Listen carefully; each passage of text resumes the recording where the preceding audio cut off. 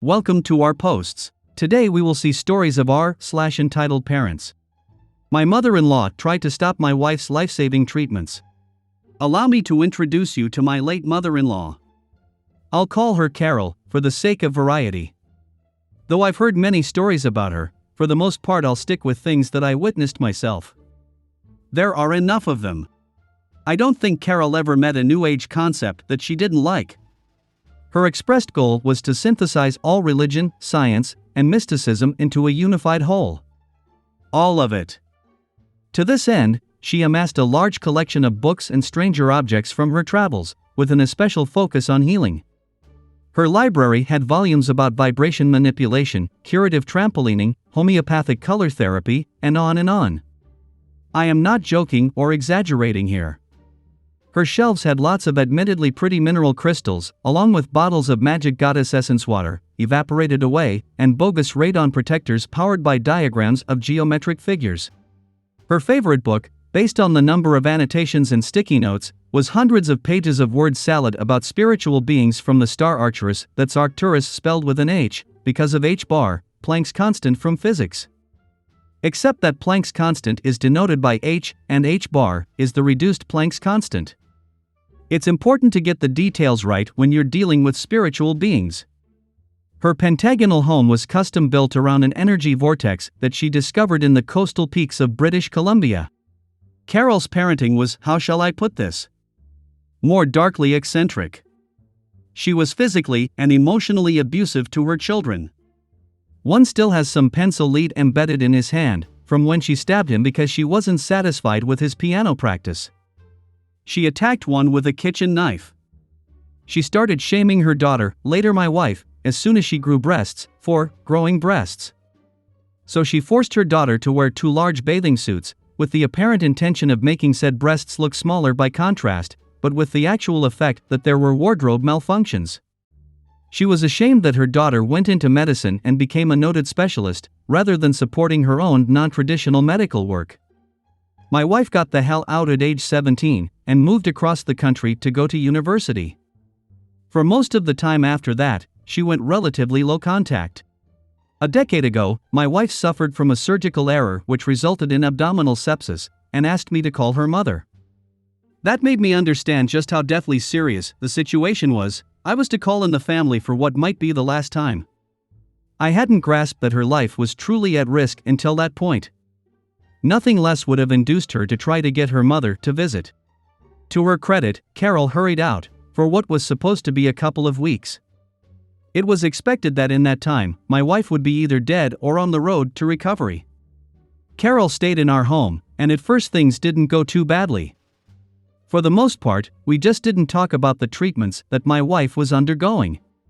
Carol did express concern about the antibiotics that were being given, since according to her own views, antibiotics did nothing but harm. But a couple of weeks stretched into a couple of months, and Carol became harder to live with. She was angry when I stroked my wife's hair with my hand, because I was blocking the energy from her chakra.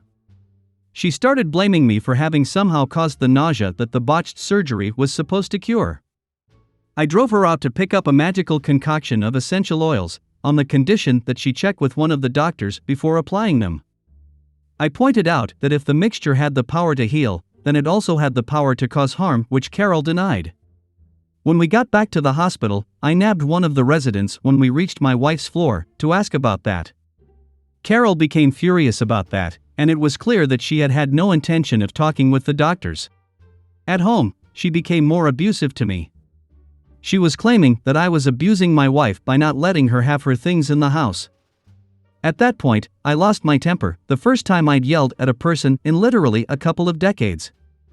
I told her that almost everything in sight was actually her daughter's, displacing my stuff, the sofas, the piano, tables and chairs, the bookshelves, and the electronics. The shelves for the CDs and DVDs were mine, but half the contents were hers. Carol wanted to know if I'd be continuing the herbal remedies after she left, and I told her that that was up to my wife. I'd continue them if she wanted, I'd stop them if she preferred. Carol screamed that I was abusing my wife by following her own wishes rather than her mother's. On the night before Carol was finally supposed to be heading out, I was restless. That particular nightmare was about to end, but my wife was still quite ill. I got to thinking about that essential oil mixture, which included both oil of cloves and oil of cinnamon. Those are both strongly irritating if left on the skin, and Carol had been painting my wife's feet with the stuff. Her feet were, apparently, the correct energy points to draw out the infection. I went online and found the manufacturer's instructions, which specified that the oil needed to be significantly diluted with some neutral oil if it was going to be applied to the skin. Carol hadn't even been using the stuff properly. Well, that explained why the skin on my wife's feet was yellow and starting to peel. But Carol was furious when I calmly pointed out the problems that she was creating out of ignorance. A few days after Carol left, my wife took a turn for the worse and had to go back into the intensive care unit. And I dreaded the phone call that I had to make, not because of the bad news, but because I anticipated how Carol would react. And she didn't disappoint. If you really loved her, you'd put her back onto the herbal oil and stop the antibiotics. You know perfectly well they don't do a damn lick of good. At which point, I hung up. I had other things to worry about. My wife pulled through, after months in hospital and 3 stays in ICU. She's still in poor health. I told her that I was putting my foot down. Under no circumstances was her mother welcome under my roof again. She had grossly abused her privileges as a house guest. I didn't care about the family custom that family members were always welcome to stay as guests. I would not stay under the same roof as her mother. Having heard my stories, and based on her own experiences, my wife agreed. A few years ago, Carol died, much as she had lived. She was diagnosed with metastasized lung cancer. Although she did undergo some real medical therapies, she relied mostly on her quack remedies, pawpaw twig powder, whey protein immune boosters, and the like, the usual crap that ethics-free swindlers pawn off on desperate sufferers. She firmly believed that all the little white spots on her lung x-rays were a good sign, and that her rapid weight loss indicated that her boosters were draining the cancer away. If there's some existence after death, I hope she came to appreciate all of the harm that she did in life. Except, a couple of nights after she passed away, I was driving from the hospital back to the Energy Vortex house. The rental car's navigation device suggested a shorter route than I'd taken to get there. But that route turned into a back road, into a rough road in the hills, into a track through the forest, and, in pitch darkness apart from my headlights, over a rocky bump and directly into a tree trunk. Luckily, I was traveling slowly, and stopped in time.